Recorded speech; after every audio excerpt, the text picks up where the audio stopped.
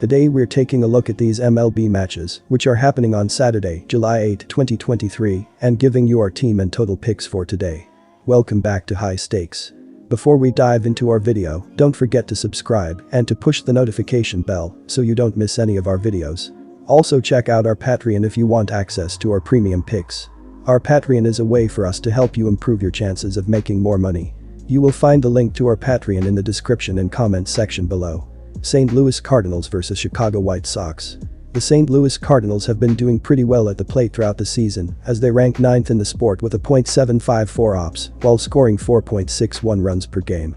They have struggled a bit more on the road, as in 45 road games, they have a team slash line of .242, .318, .418, while averaging 4.11 runs per game.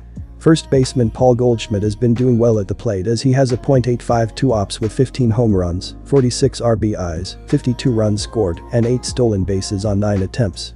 The Chicago White Sox have been brutal offensively this year as they are currently 25th in the big leagues with a .690 ops while averaging 4.17 runs per game. The team has been hitting better at home this season as they have a .704 ops while scoring 4.05 runs in their 43 games at Guaranteed Rate Field thus far. Shortstop Tim Anderson has been struggling this season as he is slashing .231, .268, .273 with 13 RBIs, 28 runs scored and 9 steals while only being caught one time. Taiki Toussaint has not pitched enough to be part of the percentile rankings on his baseball saving page, but he has a 9.4 barrel percentage, 89.1 mph average exit velocity, 22.0 walk percentage, and a 22.0 strikeout percentage. He has a 4-pitch arsenal, curveball, fastball, sinker, splitter, and his heater has been hit the most as hitters are 4-for-12 with a .417 slugging percentage against it. Toussaint has not pitched against the Cardinals since the 2021 season, so this will be a good test for him. Having a starting pitcher who can pitch deep into games is important, and Miles McCollum has been doing that lately. He has pitched into the 6th inning in each of his previous 5 starts, while Taiki Toussaint has not pitched 4 innings in a game this season. The Cardinals have also been better in day games than the White Sox, with a record of 17-16 compared to 17-23. And the Cardinals' offense has been doing better in July, averaging 5.14 runs per game, compared to 4.6 runs per game for the White Sox. These offenses have shown the ability to score a decent amount of runs throughout the last 30 days, as the Cardinals are averaging 4.63 runs in their last 24 games, while the White Sox are scoring 3.93 runs in their previous 27 games. Neither bullpen throughout the year has really done too well, as St. Louis is 24th with a 4.46 reliever ERA, while Chicago is 26th with a 4.77 bullpen ERA. All in all, go with the over as the better play here. Colorado Rockies vs San Francisco Giants. Connor Seabold is expected to get the start for the Rockies. He went 5 innings and gave up 7 hits, 1 walk, 8 earned runs, and struck out 4 in a loss in his last start against the Detroit Tigers. He has a record of 1-5 with a 6.62 ERA, 1.47 WHIP, and a 50/21 KBB ratio in 11 starts and 18 appearances this season. Opposing batters are hitting .286 against Seabold this season. Alex Wood is expected to take the mound for the Giants.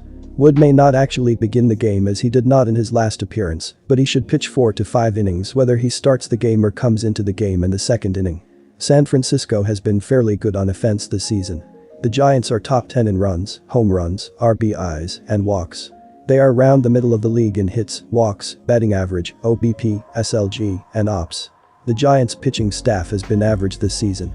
As a team, they are in the middle of the league in ERA, runs allowed, strikeouts, and WHIP.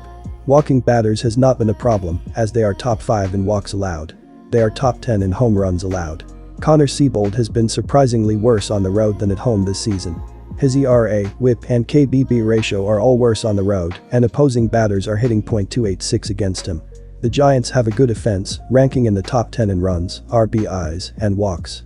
They are also just outside the top 10 in home runs. I believe that Seabold will struggle against the Giants, and they will win this matchup by 2 or more runs. I recommend betting on the Giants with the line spread, -1.5. The Giants have been good on offense. They rank top 10 in runs, RBIs, and walks. San Francisco is just outside the top 10 in home runs. The Rockies have been decent on offense this season. They are around average in the league in runs, RBIs, SLG, and ops. Connor Seabold is expected to start for the Rockies, and he has been terrible this season. He has a 6.62 ERA, 1.47 whip, and opposing batters are hitting .286 against Seabold this season. Seabold has allowed 8 or more earned runs in 2 of his last 3 starts. This will be a higher scoring game and the over will hit. Take the over, 8.5 runs. Texas Rangers vs Washington Nationals. The Rangers have lost 4 of their last 5 games, including a 10-6 defeat in Boston to the Red Sox, 45-43 Sioux, 5th in AL East, on Thursday evening.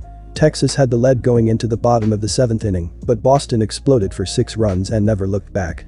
Former Red Sox pitcher Nathan Eovaldi lasted 5.1 innings and led up 4 earned runs on 5 hits and struck out 3. He did not factor into the decision. The Texas relief corps led up 6 runs on 7 hits over 2.2 innings. Shortstop Corey Seager went deep and had 3 hits, and catcher Jonah Heim had 2 hits and knocked in 2 in the loss for the Rangers. The Nationals have lost 4 straight games, including a 5-4 defeat in extra innings at the hands of the Cincinnati Reds, 49-39 Sioux, 1st in NL Central, at home on Thursday. Washington took a short-lived 3-2 lead on a Alex Call solo shot in the bottom of the 7th, but lost a lead in the 8th on a RBI single, and then lost a game in the 10th on a 2-run home run by third baseman Nick Senzel. Senzel had saved a run an inning earlier with a leaping catch against the right field wall. The Nationals did cut the deficit to 1 in the bottom of the 10th on an RBI single by outfielder Lane Thomas, but could not get any closer. Irvin has been winless in his last 8 home starts, compiling a 5.15 ERA and 1.50 whip. The Nationals have also lost 7 straight home series, including 3 sweeps. Additionally, the Nationals have lost 7 straight home games in which Irvin has started. Washington has also lost 4 straight games against the spread and 5 of their last 6 games overall. On the other hand, the Rangers' offense has thrived on the road this season, ranking 2nd in the league in average runs scored per game. The Rangers' pitching staff has also been strong on the road, ranking 3rd in the league in road ERA. In contrast, the Nationals rank near the bottom of the league in average runs per game at home and team ERA at home. The Nationals have been dreadful at home this season, winning only 13 games in 31 chances. Texas, on the other hand, is winning at a 55.8% clip on the road. Based on these trends, I believe the Rangers will win this game. I recommend taking the Rangers with a run line. Irvin has an ERA over 5 at home in 8 starts. Washington's pitching staff ranks near the bottom of the league in overall team ERA this season, with 4.80. Adding to the Nationals' woes, Texas has an elite offense this year, ranking high in several key categories, including 1st in runs scored per game with 5.90. They also rank 3rd in slugging percentage, so they are certainly capable of scoring in bunches quickly. The Nationals rank 6th in the league in batting average, and they are hitting .287 at home so far, and they have hit a healthy .293, with a .504 slugging percentage in their previous 10 games. Most signs point to a higher scoring affair when these 2 teams meet on Saturday. Take the over.